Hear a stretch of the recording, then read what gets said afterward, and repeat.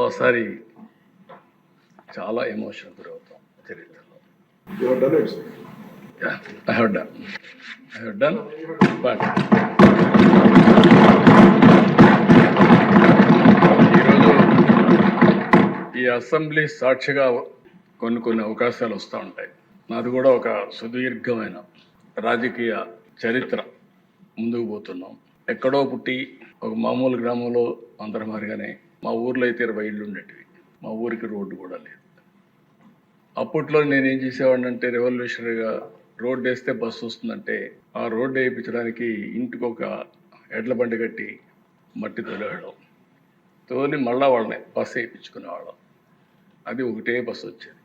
అది ఎప్పుడో తెల్లవారితో వచ్చి మళ్ళీ సాయంత్రం వచ్చేది. అలాంటి ఊర్లో పుట్టి సరే విద్యార్థి దశ నుంచి ఫైట్ చేసి అక్కడి నుంచి ఎదిగి అంచెలంచెలుగా ఈరోజు కొన్ని నిర్ణయాలు తీసుకొని, ఒక పక్క నిన్నే బిల్ గేట్స్తో మాట్లాడితే ఒక వండర్ఫుల్ ఎక్స్పీరియన్స్. 30 సంవత్సరాల కంటే ముందు ఏం జరిగిందో ఆయన చెప్పినప్పుడు గుర్తు చేసినప్పుడు ఒక సాటిస్ఫాక్షన్.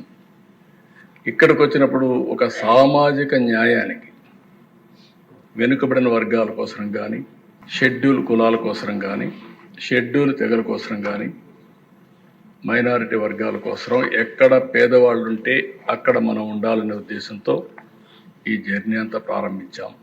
సామాజిక న్యాయం చేశాం.